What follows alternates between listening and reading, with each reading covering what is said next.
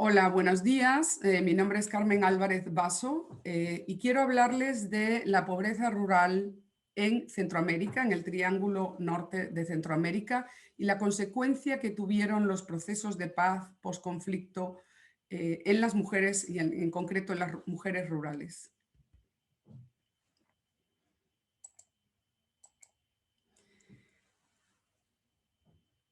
Centroamérica es una zona con mucha biodiversidad. Hay tres poblaciones con posconflicto que se conocen como el Triángulo Norte de Centroamérica. De los 9 países de Centroamérica, los que están en el norte son estos tres: Guatemala, El Salvador y Honduras, y tienen unas características diferentes a lo que se conoce como el rectángulo sur de Centroamérica. Entonces, ¿y por qué la tienen? Principalmente su característica es que fueron poblaciones que tuvieron guerras y salieron de las guerras con una negociación liderada por Naciones Unidas. Tiene 40 millones de habitantes, ha sido muy golpeada por la exclusión tradicionalmente, no solamente recientemente, y por la violencia. Los países del Triángulo Norte son países muy rurales. Ahora El Salvador ya no lo es tanto, pero son países rurales que vivieron las dictaduras, vivieron masacres, genocidios. Tienen una gran subvalorización de lo rural, con poco acceso a la propiedad de la tierra, son muy informales y el desarrollo rural se concibe como un ámbito de los hombres, aunque las mujeres cada vez tienen más participación en el ámbito rural. ¿Qué pasa con las mujeres del Triángulo Norte? Las mujeres fueron protagonistas del conflicto y también de las negociaciones. En distintos grados en cada país y en distintos grados han accedido a puestos de poder en el Parlamento, en la academia o en organismos sociales o municipios. Sin embargo, aunque fueron protagonistas de los conflictos, no se les reconoció su aporte durante la negociación, y hay un tema que casi siempre se invisibiliza, que es el tema de las poblaciones indígenas en toda América Latina, pero en concreto en Centroamérica, ¿no? Y es relevante, sobre todo es relevante en el caso de la zona rural y en el caso de Guatemala en especial, ¿no? En El Salvador se considera que hay menos población indígena, pero en Guatemala y en Honduras tienen un porcentaje alto. Los acuerdos de paz se centraron fundamentalmente en el cierre de los conflictos armados, vía la negociación y con la intención de redemocratizar estas sociedades. Pero eso no significó que las mujeres hayan mejorado su calidad de vida, aunque hubo avances importantes en la visibilidad de la agenda de género en estos procesos. ¿Cómo es Guatemala? Guatemala es un país con 14 millones de personas, de los cuales 60% son considerados rurales, y de ese 60%, el 43%, la mayoría son rurales, están los pueblos indígenas. La guerra en Guatemala fue una de las más largas de América Latina, duró 36 años, con 100.000 muertos y millones de desplazados a Chiapas, ¿no? Y el proceso de paz también duró bastantes años, 10 años, para conseguir firmar los acuerdos. Hubo muchos genocidios, mucha política de tierra arrasada, muchas masacres de campesinos indígenas, los cuales se desplazaron hacia Chiapas, todavía muchos viven ahí, y eso afectó fundamentalmente a las mujeres rurales y a los pueblos indígenas mayas. En el caso de Guatemala, además, contamos con que la sociedad civil es muy débil. ¿Qué pasó con la participación de las mujeres en el proceso de paz y en la guerrilla? En el caso de Guatemala, la participación fue muy marginal, en el caso de la guerrilla, pero sin embargo sí tuvieron incidencia en la negociación de los acuerdos de paz. Se formaron 11 organizaciones de mujeres que fueron representadas en la negociación y que lograron ser escuchadas en los acuerdos de paz. Sus contribuciones fundamentalmente se centraron en el reconocimiento de la identidad de los pueblos indígenas, en el desarrollo económico y social y los asuntos agrarios, y la reinserción de las poblaciones desarraigadas por el conflicto armado.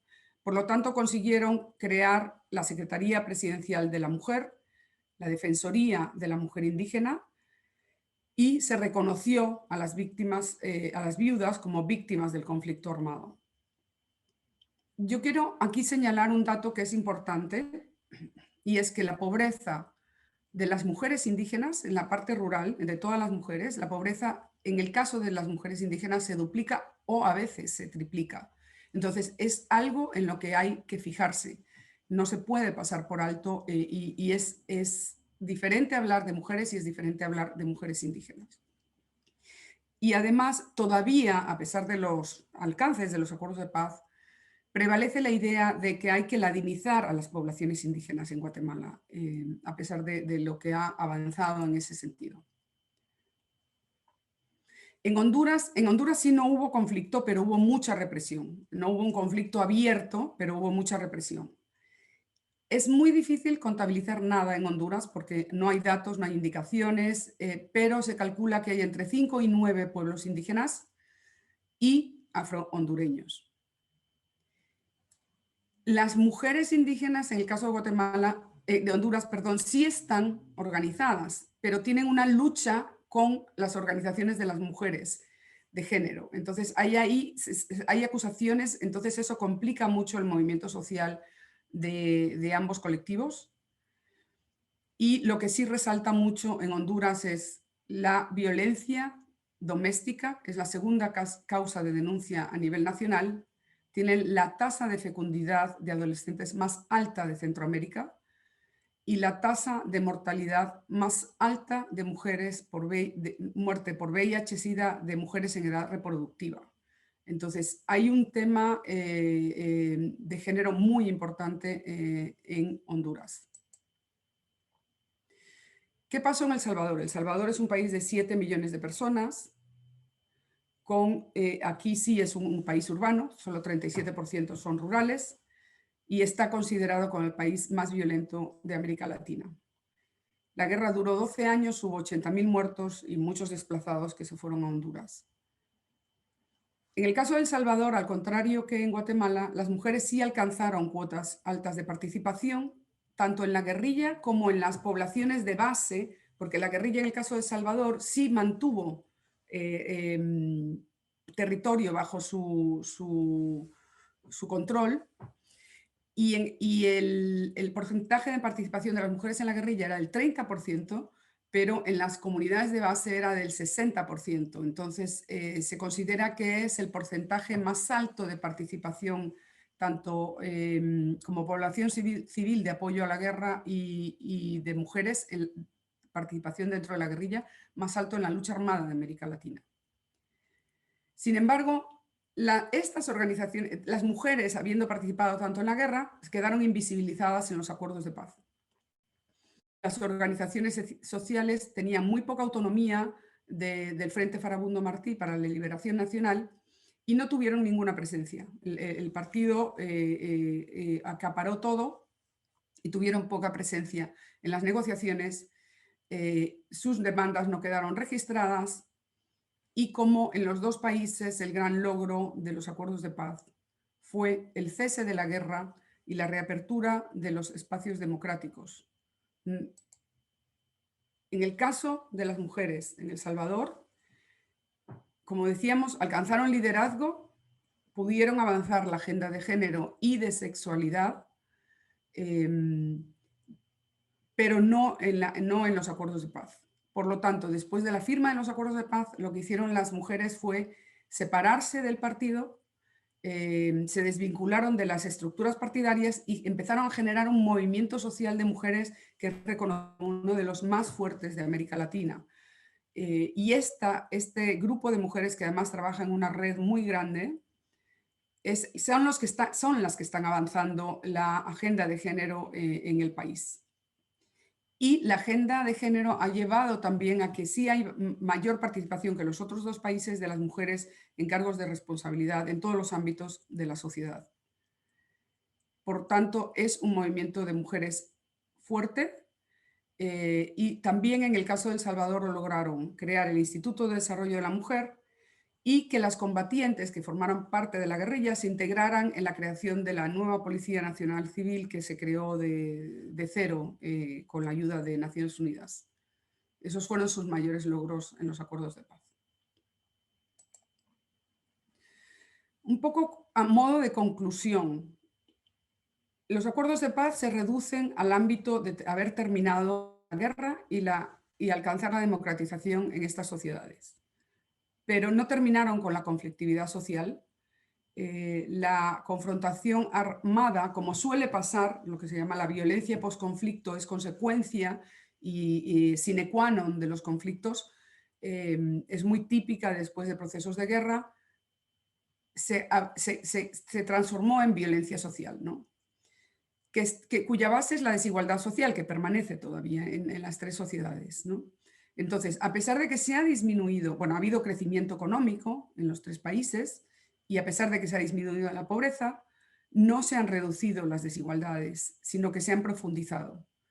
Además, la criminalización, los grupos criminales que se formaron después de la guerra por la falta de poder del Estado, por la disponibilidad de armas y la búsqueda de lucro económico por parte de muchos de los excombatientes de los ambos lados, tanto del ejército como de las guerrillas, conformaron unas estructuras de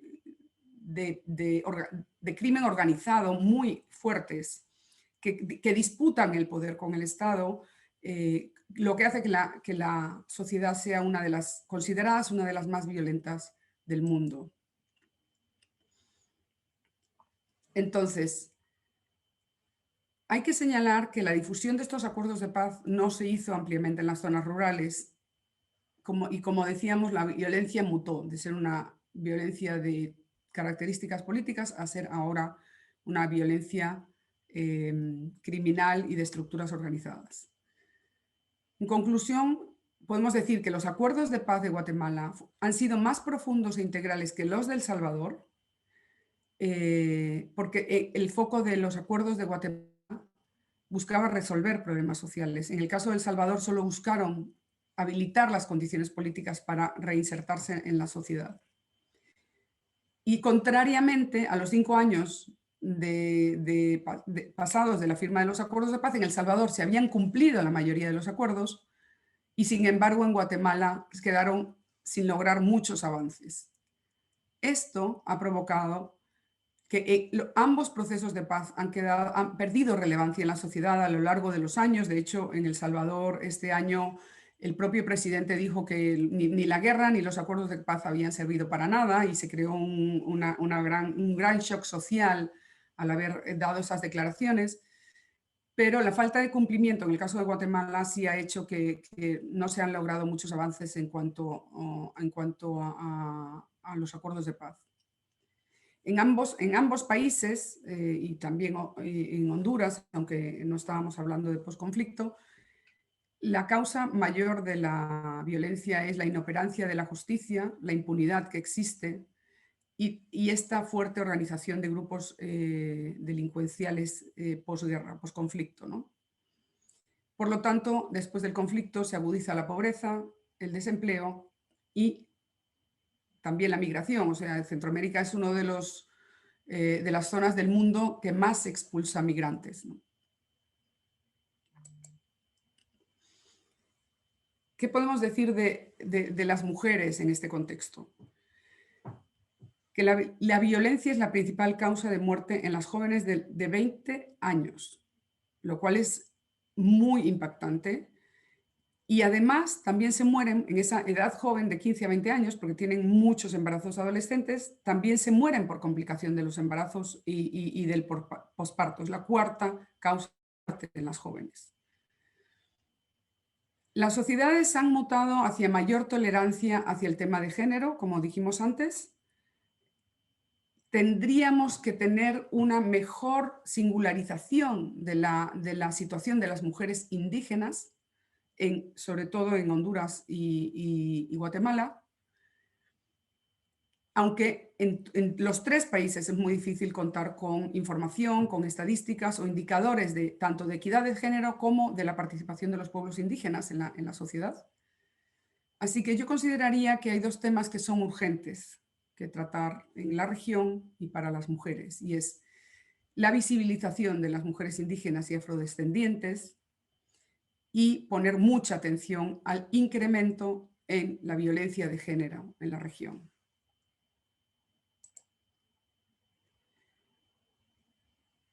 También hay que fijarse en la escasa representatividad de las mujeres, sobre todo en Guatemala y Honduras, el poco conocimiento de sus derechos, especialmente en la zona rural, en las mujeres indígenas y en las mujeres migrantes, la alta violencia intrafamiliar y feminicidios, que son de índices alarmantes.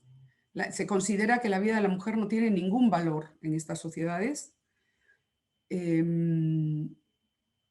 La migración lo que está provocando es que se disminuyen las demandas hacia los servicios del Estado, porque la presión se va para otro lado.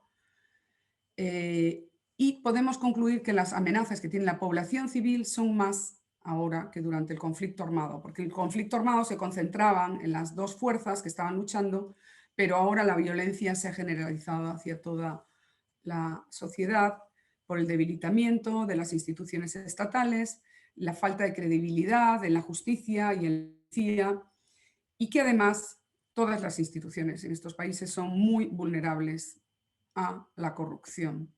La corrupción, los conflictos y la desconfianza es lo que prima fundamentalmente ahora en las sociedades en Centroamérica. Yo con esto concluyo, espero haber un poco caracterizado lo que han sido más de 30 años de vida en El Salvador y en la región, y que pueda ayudarles a ustedes. Además, yo sinceramente agradezco la participación para contextualizar Centroamérica, que es una de las zonas, por lo pequeña, es siempre muy olvidada. Así que espero escuchar sus ponencias y participar con ustedes a lo largo de este foro. Muchísimas gracias a la Valedora del Pueblo y al Consello de Cultura de Galicia, y obviamente a María Xosé Porteiro esta invitación y por ser sensibles a la situación de Centroamérica. Muchas gracias y hasta pronto.